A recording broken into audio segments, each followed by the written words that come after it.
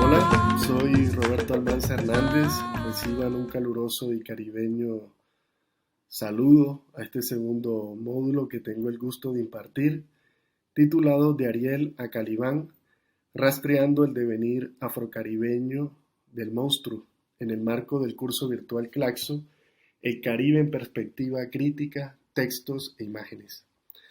En la primera parte de este módulo tiene el objetivo central rastrear, analizar la emergencia histórica en que se produce la identificación con Ariel, el genio del aire, en el contexto latinoamericano y cómo se produce el deslizamiento hacia el concepto metáfora de Calibán, el monstruo de la gruta, como apropiación identitaria por intelectuales afrocaribeños en un primer momento, hasta convertirse en el símbolo caribeño y latinoamericano antiimperialista y descolonial, si se quiere. La figura de Calibán como tropo para pensar Latinoamérica y el Caribe no fue una simple apropiación de un personaje de la obra teatral de William Shakespeare, La Tempestad, de 1611. Si bien dicha pieza dramática ha estimulado la imaginación política e identitaria de las Américas desde las últimas décadas del siglo XIX, la figura de Calibán como referente cultural y político solo aparece en escena a finales de los años 60 del siglo XX. Calibán no siempre estuvo allí, en su lugar de reivindicación política latinoamericana y caribeña. Antes de él estuvo Ariel. Esta pieza teatral, como lo expresó Lewis Gordon, el filósofo jamaiquino, condensa los temas centrales de la conquista moderna, el colonialismo y el racismo. De allí su perdurable vigencia. Para entender lo que estaba en juego política y culturalmente con la apropiación de los personajes metáforas de la pieza teatral de Shakespeare, es importante hacer mención al contexto histórico en el que comienzan a circular dos personajes secundarios de La Tempestad, Ariel y Calibán. Es necesario remitirse entonces a la década del 50 del siglo XIX, donde surge el término América Latina de la mano de pensadores hispanoamericanos como el colombiano José María Torres Caicedo, los chilenos Santiago Arcos y Francisco Bilbao, y el dominicano Francisco del Monte, quienes lo emplean para desmarcar una distinción como respuesta a los intereses expansionistas de Estados Unidos. Perdón. No obstante, la oposición entre un nosotros latino y un ellos sajón comienza a tomar forma 2 décadas atrás con Michel Chevalier y la publicación en 1836 de sus notas de viaje por Estados Unidos, México y Cuba. En estos escritos intenta establecer en América una suerte de continuidad de las diferencias raciales y civilizatorias de Europa, una Europa del Norte protestante, germánica, proyectada en Estados Unidos, anglosajona, y una Europa del Sur católica y latina proyectada en Hispanoamérica. Frente a esta supuesta evidencia, sería impensable que fuese otro país, y no Francia, la llamada a ser el faro de las naciones latinas en tierras americanas. Es así que en los trabajos de Chevalier se señala el inminente conflicto entre civilizaciones, lo que será un insumo ideológico fundamental para los intereses imperiales de Napoleón III en su deseo de instaurar una monarquía en México y contener así las ambiciones expansionistas estadounidenses. Perdón. Frente a la voracidad imperial estadounidense, evidenciada por Alexis Tocqueville en La democracia en América de 1837, La tragada de Texas de 1848, Hispanoamérica fue forjada su identidad sobre la base de una otredad materializada en Estados Unidos. Es en este terreno de la identidad y la diferencia en que aparecen los personajes de La Tempestad. Es Rubén Darío el primero en apropiarse metafóricamente de ellos para dar cuenta de la realidad americana en sus ensayos.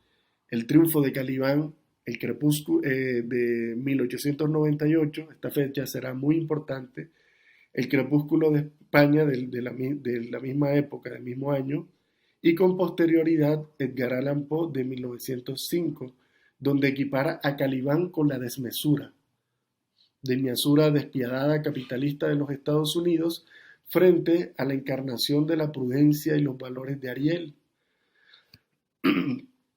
Pero será Ariel de 1900, abriendo el siglo, donde José Enrique rodó el ensayo que estimuló toda una corriente intelectual alrededor de la figura de Ariel.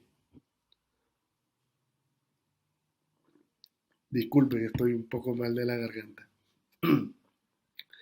En palabras de Rodó, Ariel es, abro comillas, el genio del aire, representado en el simbolismo de la obra de Shakespeare, la parte noble y alada del espíritu. Ariel es el imperio de la razón y el sentimiento sobre los bajos estímulos de la irracionalidad. Es el entusiasmo generoso, el móvil alto y desinteresado en la acción, la espiritualidad, la cultura, y la vivacidad y la gracia en la inteligencia.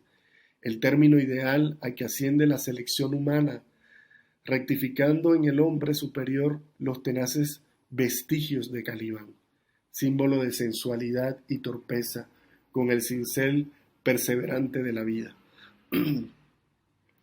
El Ariel de Rodó está dedicado explícitamente a la juventud de América.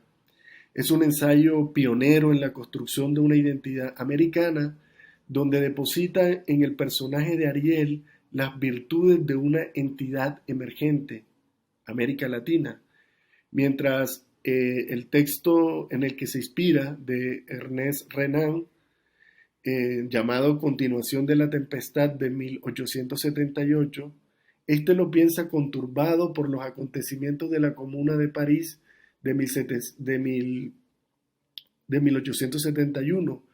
Rodó escribe su ensayo al calor de los acontecimientos geopolíticos relacionados con el ascenso imperial estadounidense, la guerra cubano-española filipino-americana, desatada en 1898 y que tuvo como desenlace el desplome del imperialismo español con la pérdida de Puerto Rico y Cuba en el Caribe y de Filipinas y Guam en el Pacífico. La aparente independencia cubana, la transición hegemónica de la hegemonía británica a la estadounidense y las implicaciones de una modernización derivada del imperialismo estadounidense. Como bien lo aclaró Arturo Ardao, si bien Rodó toma como referente a Renan en su ensayo, no toma al pie de la letra las ideas del filósofo francés. Por el contrario, toma distancia de sus posturas despreciativas de la democracia y elogiosas de la aristocracia. En su lugar, abogará por una democracia que enaltezca la cultura y las artes frente a la decadencia espiritual propia de la sociedad estadounidense. Aquí voy a traer una cita de Koning que dice: Rodó propone un proyecto educativo popular cuya ejecución y equidad deberá garantizar el Estado y que permitirá que, salvaguardando la igualdad para todos, se inicie el desarrollo de los más aptos y mejores, como objetivo final.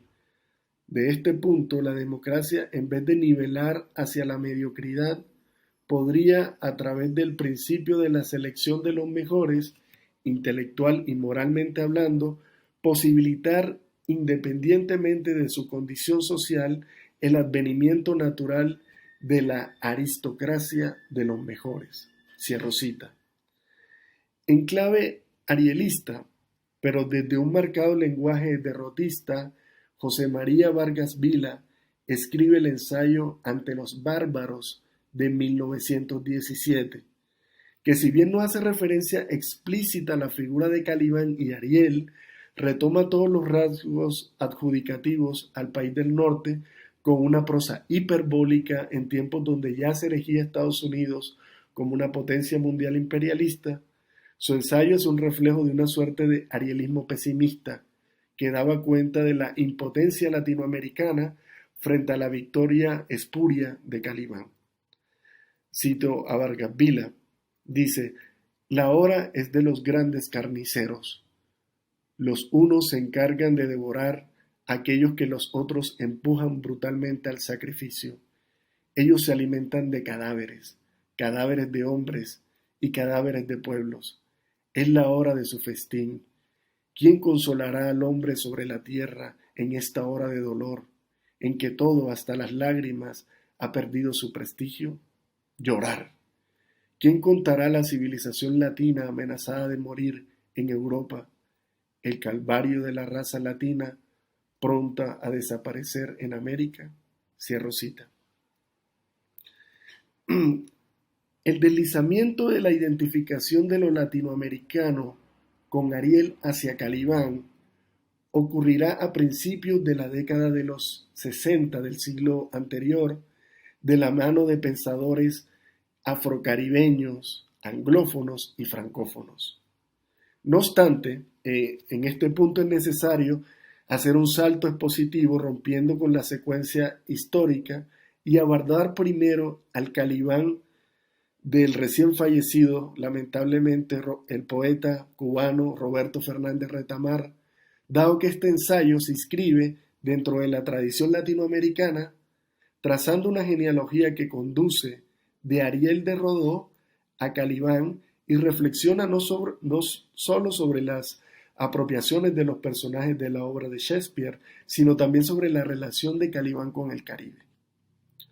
Como lo ha relatado el destacado poeta cubano en su ensayo Calibán, empieza a formularse en el contexto de los primeros años de la Guerra Fría. Estados Unidos había desplegado toda una estrategia de lucha frontal anticomunista en el terreno cultural. El Congreso por la Libertad de la Cultura fue una de estas iniciativas que oportunamente el New York Times, en su publicación del 27 de abril de 1966, confirma las sospechas cubanas del financiamiento del Congreso y las publicaciones derivadas por la Agencia Central de Inteligencia de Estados Unidos, la CIA. Con la desaparición de la revista Cuadernos, medio de difusión de las memorias del aludido Congreso, ocupa su lugar la revista Nuevo Mundo, la cual tenía como objetivo servir de contrapeso y contener desde Europa la producción intelectual revolucionaria echada a andar en el continente latinoamericano. Pero será la controversia en torno a la detención del escritor Heberto Padilla en 1971, acusado de acciones antirrevolucionarias, y las dos cartas posteriormente publicadas dirigidas a Fidel Castro desde Europa, suscritas por intelectuales europeos y antiamericanos de primer nivel, mundialmente difundidas estas cartas, las que encendieron la escritura de Calibán. El Calibán de la Revolución Cubana, como respuesta a los señalamientos del sectarismo y represión. Voy a citar aquí a Retamar. Dice: nuestro símbolo no es, pues, Ariel, como pensó Rodó, sino Calibán. Esto es algo que vemos con particular nitidez los mestizos que habitamos estas mismas islas que habitó Calibán. Próspero invadió las islas donde vivió Calibán. Mató a nuestros ancestros, esclavizó a Calibán y le enseñó su idioma para poder entenderse con él. ¿Qué otra cosa puede hacer Calibán sin utilizar ese idioma? Y hoy no tiene otro para maldecirlo, para desear que caiga sobre él la plaga roja. No conozco otra metáfora más acertada para nuestra situación cultural de nuestra realidad. Fin de cita. Para Retamar, Calibán encarna el sujeto mestizo, indómito, antiimperialista y revolucionario. La revolución cubana en este sentido será calibánica por su deformidad desde los ojos de Próspero, su marxismo tropical, caribeño, y su insolencia discursiva que escupe roja plaga, maldita, son una evidencia suficiente de esto. Un aspecto importante a resaltar del ensayo es lo que respecta a nuestro interés, es que contrario a la tradición arielista que contraponía al genio del aire, a Ariel, frente al monstruo de la gruta, Calibán, el poeta evidencia la descartada dicotomía y señalará las partes que integran el verdadero antagonismo. Cito a Retamar nuevamente. Asumir nuestra condición de Calibán implica repensar nuestra historia desde otro lado, desde el otro protagonista. El otro protagonista de la tempestad no es Ariel, sino Próspero. No hay verdadera polaridad Ariel-Calibán. Ambos son siervos en manos de Próspero, el hechicero extranjero. Solo que Calibán es el rudo e incontestable dueño de la isla, mientras Ariel, criatura aérea, aunque hijo también de la isla, es en ella, como vieron Ponce y Césaire, el intelectual. Fin de cita. Es importante precisar que al intelectual que se alude en la cita anterior es concretamente el intelectual alienado que naturalizó el discurso del colonizador, no el intelectual revolucionario. De igual forma, cabe anotar que el ensayo evita entrar en una suerte de polémica o plantear una ruptura radical frente a la propuesta de Rodó, aunque sin dejar de exponer su disentimiento. Para Retamar, tanto Ariel como Calibán se encuentran en la misma orilla y prefiere pensar que Rodó invirtió los símbolos o no pudo ver con nitidez el problema en su totalidad. Pese a su notoria imprecisión, el poeta le reconoce el haber indicado y descrito al antagonista imperial. Peter Hulme ha señalado en la última sección del ensayo Calibán y Ariel ahora. Ariel dice, Ariel encarna a un intelectual que no es precisamente el imaginado por Rodó. Si bien explícitamente Fernández Retamar no elabora nuevas identificaciones basado en el argumento que esgrime, Hulme se aventura a identificar a Martí con Calibán y Ariel como figura trascendente, mientras que más cercano a la experiencia vivida del poeta será el Che de la revolución, de la Cuba revolucionaria, la figura trascendente que encarna a Ariel y Calibán. Fidel, aun con sus destrezas intelectuales, es Calibán y Fernández Retamar, Ariel. Resulta interesante esa identificación arriesgada de Hulme, que nos invita como a pensar en estas figuras, ¿no? Finalmente, para Retamar, el símbolo de nuestra América es Calibán, pero llevándolo a su especificidad concreta, es la Revolución Cubana, que reclama su derecho a existir y a ser, tomando las riendas de su propio destino, sin amos, como lo expresara Fidel Castro en su célebre discurso Palabras a los intelectuales, citado en el ensayo en cuestión, que aquí reproduzco en esta cita.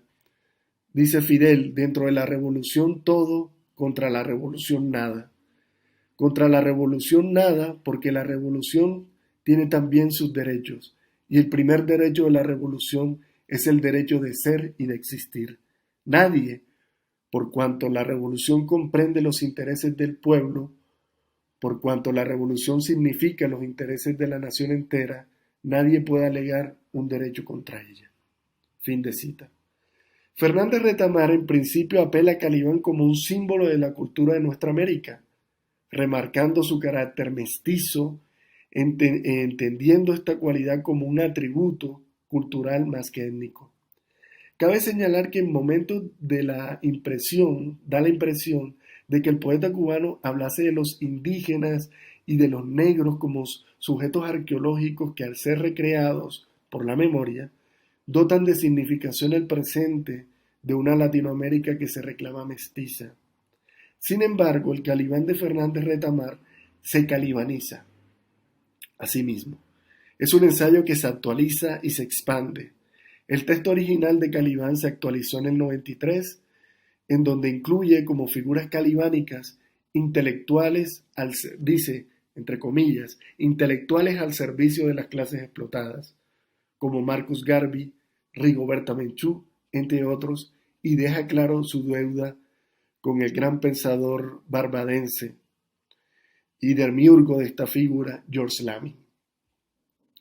Como lo ha señalado Retamar, fueron los intelectuales afrocaribeños, anglófonos y francófonos quienes primero reivindicaron a Calibán y lo erigieron como figura identitaria, revelando su potencia humana y crítica desde el Caribe, entendiendo este como un espacio laboratorio de la modernidad colonial capitalista. Sobre los Caribes, Lewis Gordon expresa, abro comillas, el problema histórico que se enfrentaron los Caribes y las numerosas comunidades de color que posteriormente fueron traídas desde diferentes partes del mundo a la región caribeña, era que ellas no tenían voz en su interpretación histórica.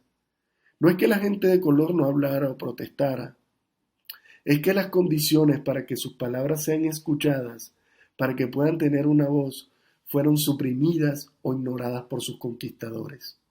Los caribes, los esclavos africanos y los esclavos y empleados asiáticos, así como sus descendientes genealógicos, se encontraron compartiendo la búsqueda de Calibán, de esos encantamientos preciosos para poder tener una voz, y a través de la magia de las palabras nacidas, de esas palabras mágicas, poder aparecer como seres humanos, emerger y así existir y posiblemente sobrevivir. Fin de cita. Calibán regresa al Caribe de la mano del barbadense George Lamin, inaugurando una turbulenta década. Como lo ha registrado de manera precisa Norman Girvan, la década del 60 fue un hervidero político, en lo político e intelectual en el Caribe de habla inglesa. Experiencias fallidas de la Federación de las Indias Occidentales. Recuerden que este proyecto fue un proyecto bastante corto, de 1958 a 1962. El debate frente a las independencias, los nacionalismos, las tensiones frente al socialismo o la vía democrática en las islas, el movimiento Rastafari y el Black Power caribeño. Todo lo anterior, avivado por la Guerra Fría, son muestras de la gran intensidad política de este periodo. Lamin, en su libro Los placeres del exilio de 1960, reflexiona desde su experiencia sobre el escritor calibánico, caribeño, colonizado y diaspórico, habitando la tierra imperial de Próspero. En este libro, el pensador afrocaribeño despliega una hermenéutica afrocaribeña de la tempestad y evoca un importante libro de C.L.R. James, Los Jacobinos Negros, subrayando la importancia de este último como un acontecimiento que marca la experiencia histórica afrocaribeña. Cito a Lamin. Si es posible ver a Próspero como el símbolo de la empresa imperial europea, entonces debía aceptarse a Calibán como la posibilidad continuada de un cambio revolucionario profundo e iniciado por Toussaint Louverture en la guerra de independencia de Haití. Fin de cita. Este es el primer momento donde aparece la figura de Calibán identificada en el Caribe. Por su parte, Kamau Brathwaite, también de Barbados, 9 años más tarde, en el poema Calibán de su libro Islands, piensa en el hijo de Sycorax a partir de 3 acontecimientos de la historia del Caribe. El primero, el desembarco de Cristóbal Colón en Bahamas el 12 de octubre de 1492.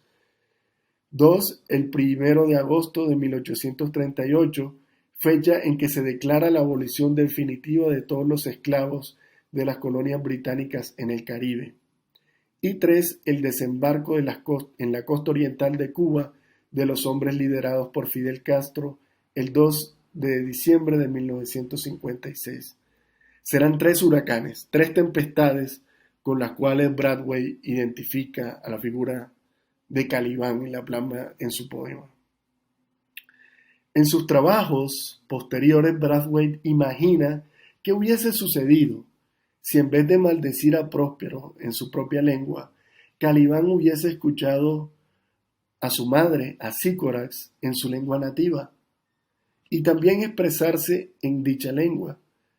Tal vez su intento de rebelión hubiese contado con mejor suerte, dice Brathwaite. Cabe recordar que Sícorax, en la obra de Shakespeare, es solo una sombra, tal vez una opacidad. No tiene presencia física, de ahí la potencia simbólica que encuentra Brathwaite, quien lo interpreta como una ausencia estratégica que yace sumergida, oculta y que ha sobrevivido y que debe emerger en Calibán. Desde Martinica, Aimé Césaire escribirá Una tempestad en 1969. Su versión afrocaribeña del drama shakespeariano, Calibán es negro y Ariel mulato.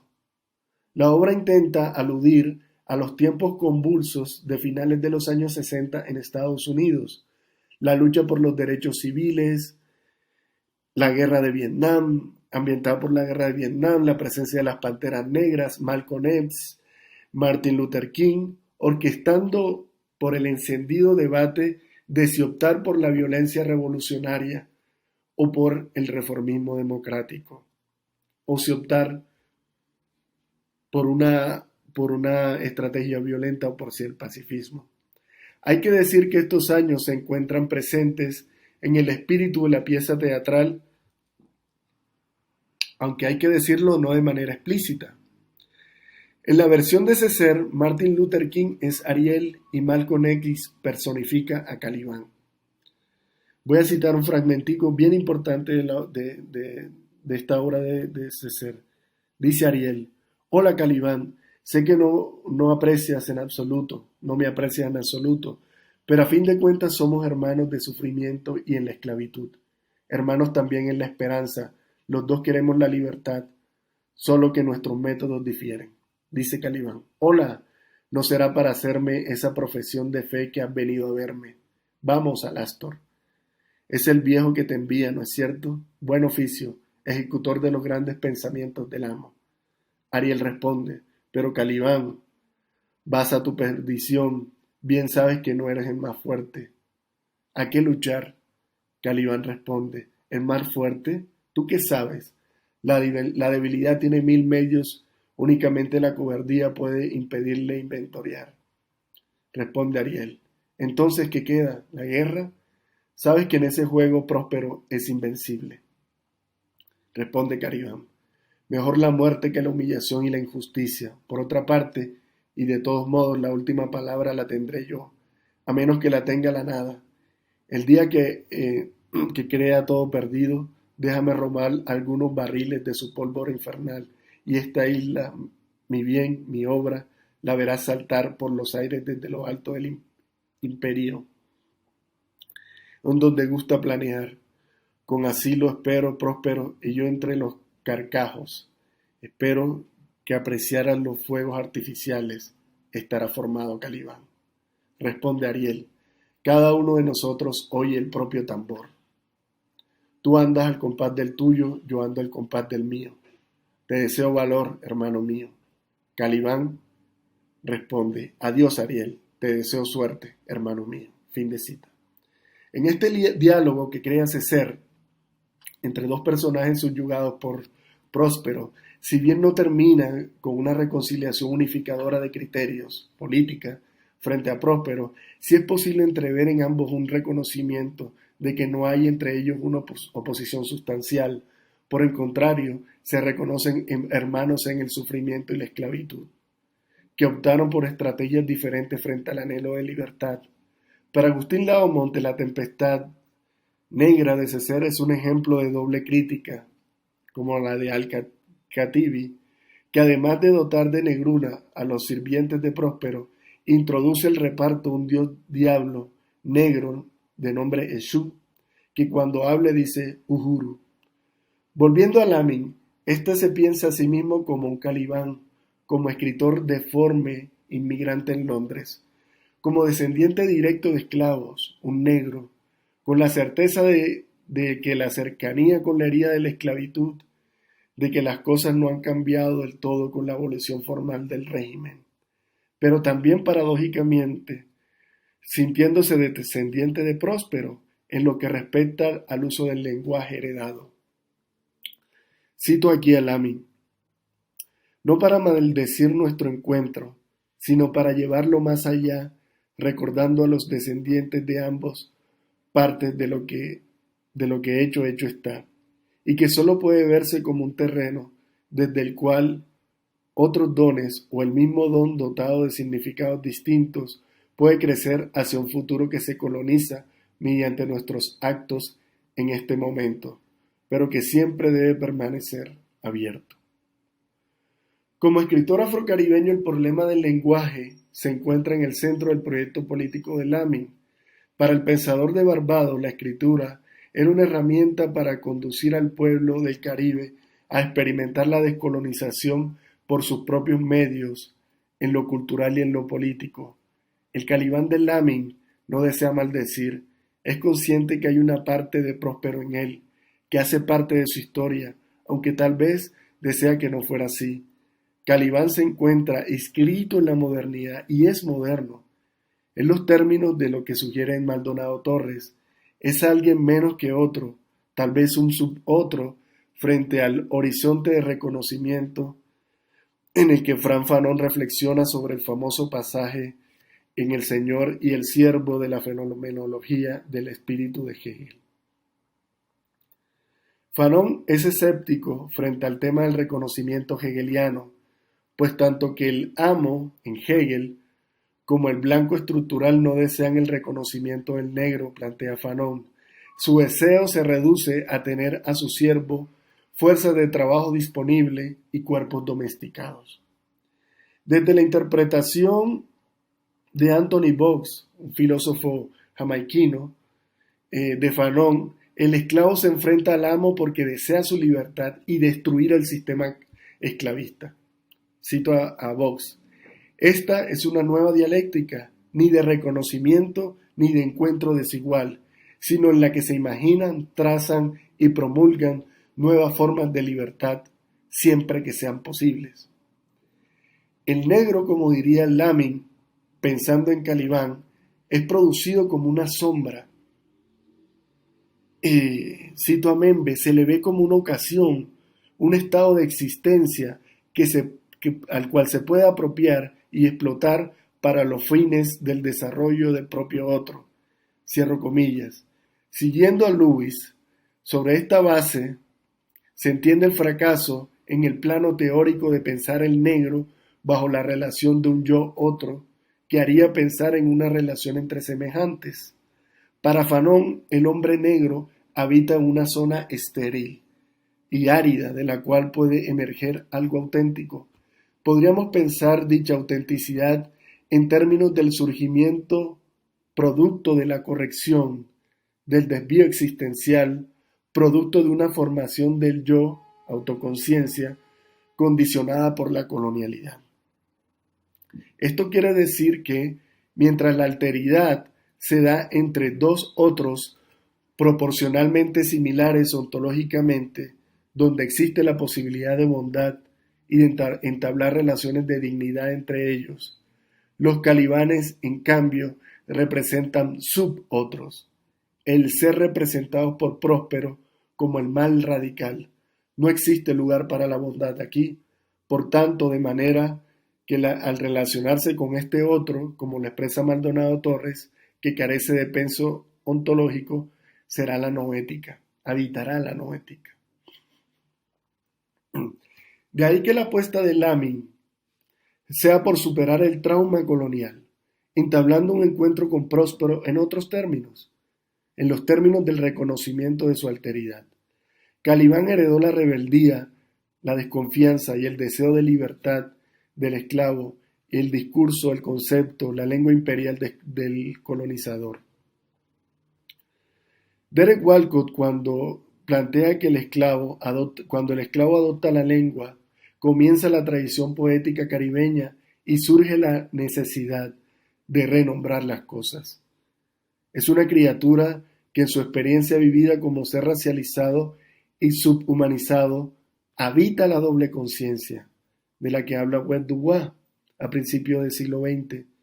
De ahí esta opacidad que se encuentra dentro de este personaje.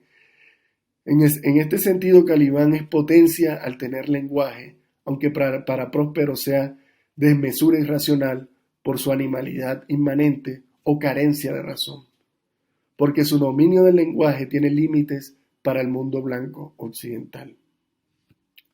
Como nos ha mostrado Gordon, la doble conciencia de Caliban, esta condición de habitar dos registros de inteligibilidad, donde por un lado se habita el mundo blanco antinegro, que de manera compulsiva le muestra que es un outsider, y por otro lado se encuentra la vida subjetiva en conflicto entre un yo construido a la imagen y deseo del mundo blanco, en confrontación con su negrura que resiste al mundo de la colonialidad. Para Dubois el negro siempre se enfrenta a esta dualidad, dos registros antagónicos, expresa Gordon, lo cito: la mayoría de los blancos no se da cuenta que la mayoría de los negros se identifica con el monstruo, o que al menos puede verse desde los ojos del monstruo.